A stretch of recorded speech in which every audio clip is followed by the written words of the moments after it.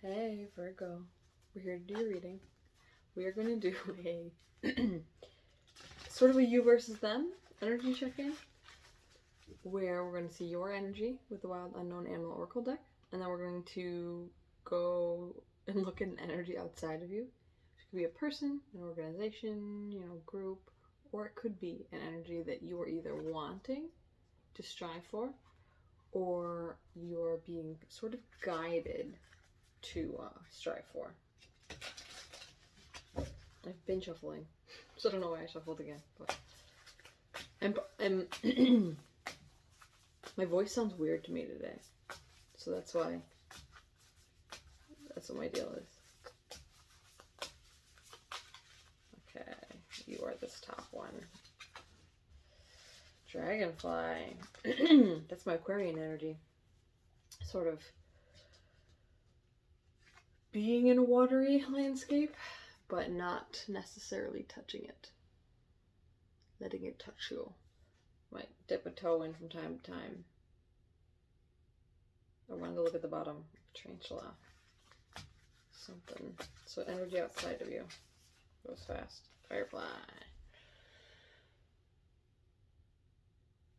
2 insects. Air and water.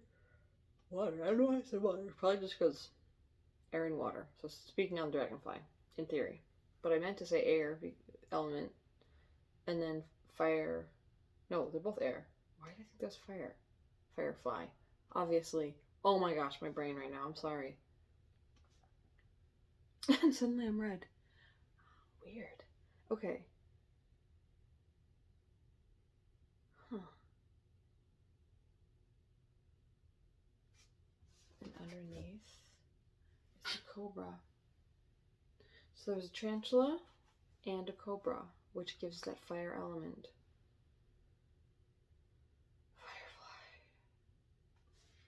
In the book itself, this firefly energy is sort of an inspiration, something that's fleeting.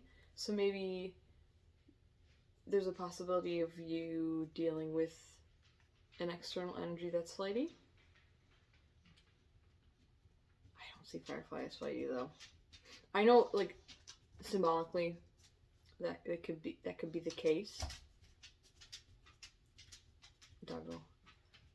But I sort of have a thing with my own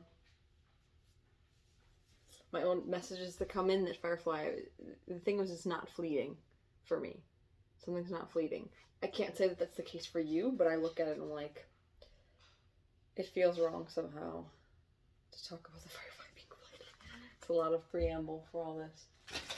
Just a minute, baby. We'll go outside in a minute.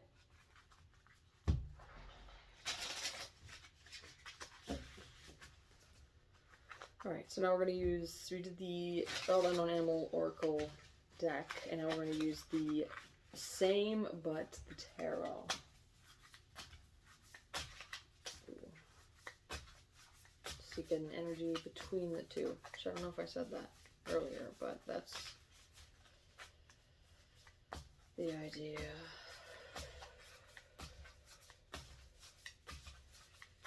Am I going to get one? Interesting. Is this the deck we even want to use? Energy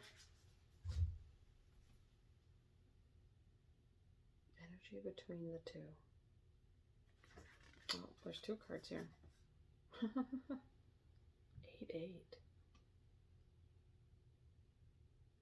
I do like that, but it's interesting.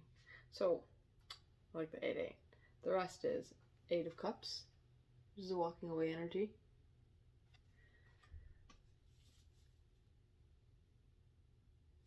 And then the 8 of Swords, which is a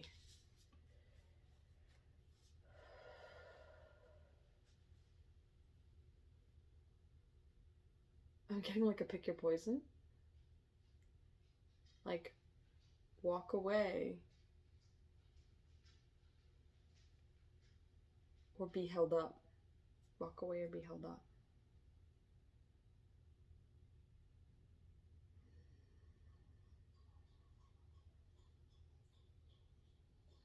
So it's not that... It's interesting. My apprehension on the Firefly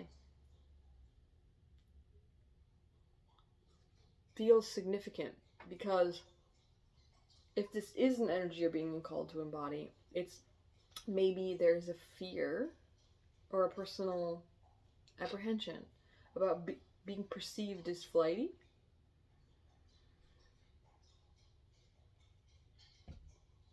Stepping away from something in an effort to not be held up.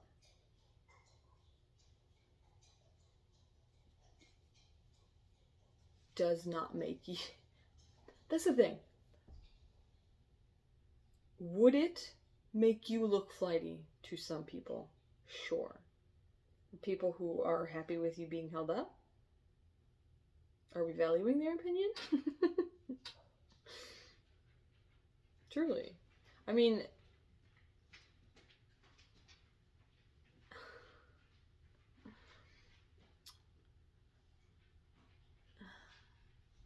Yes, I've been in places where I've acted once I know. And it will seem rash to those around me. Maybe even callous. Probably callous, too.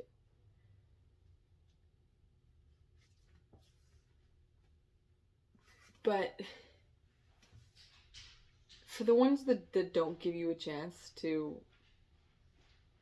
illuminate why you did what you did in response, I'm guessing this is in response, because why would you walk away from cups that weren't broken?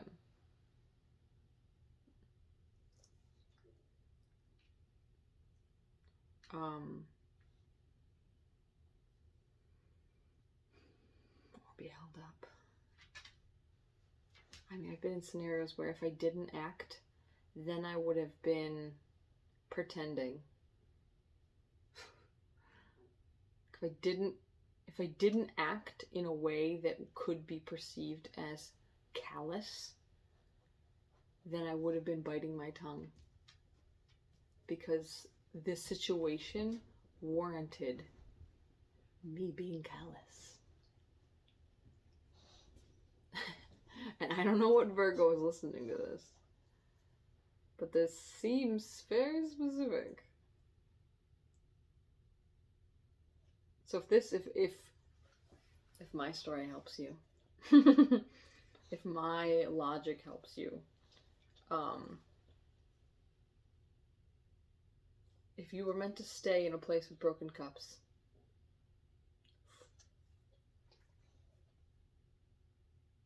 you weren't meant to stay in a place with broken cups. I don't even know how to say it, like how else to say that. Swords and broken cups. Go to...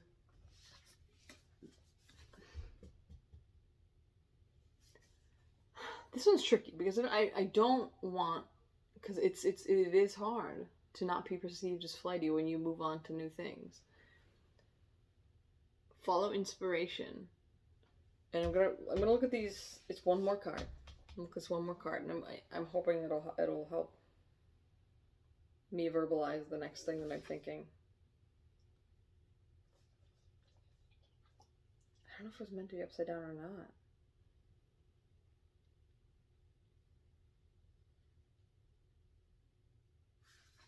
The card itself is a Six of Swords.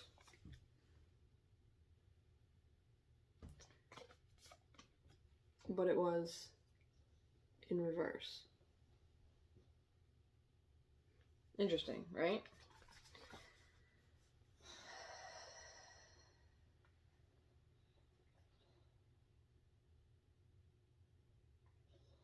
The card itself, in its upright meaning, is moving on to calmer shores, which I think you should do. I don't know the exact scenario you're in, but you have gotten to a point where you're not in the depth of the emotional, like in the grip of the emotions.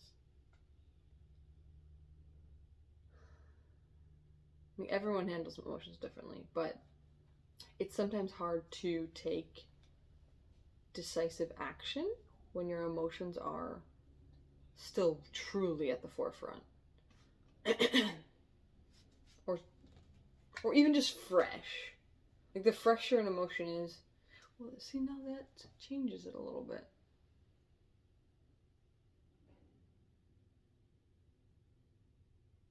Because I've made things, well, no. I think it's because I've come to terms with, there were times where I had an idea about something, and it wasn't until it was truly solidified that I was able to take action. That could be the case here.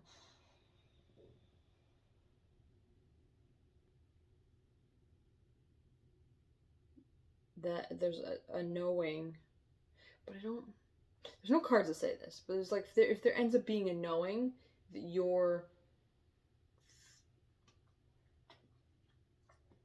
I don't want to say suspicions, that your little inklings were correct, and then the whole deck is upside down.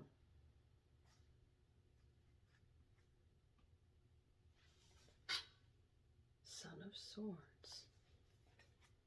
is also upside down, but the whole deck is upside down. Now, why is that the case? Am I wrong? Maybe it's telling you not to be brash.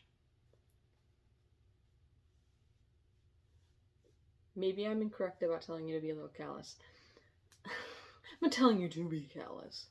But don't worry, I was telling you not to worry at times when people think that you could be callous. But maybe that's not what I meant to say. Because both of these cards came in reverse.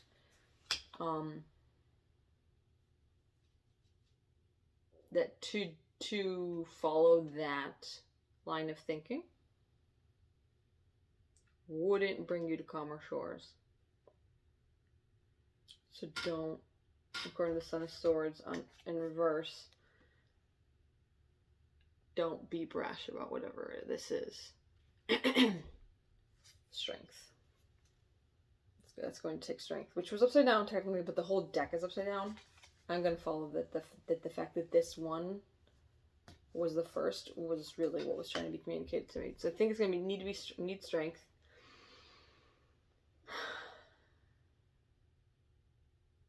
It's as if you're being called to move towards things that are more inspiring for you. I'm going to say in a way that's not fleeting.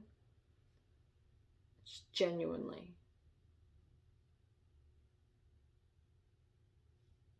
Like, what do they say? Like if you give someone the silent treatment in hopes that they're going to come back to you, the universe knows that energy. So if you follow your inspiration in hopes that that energy is going to make you more interesting to somebody, the universe knows that that's your intent. That's your true intention behind it. And that muddles it up, I think. So I want to say, not in a fleeting way, move towards your inspirations. And that you don't necessarily even have to act on whatever you're, we'll just say, not focusing on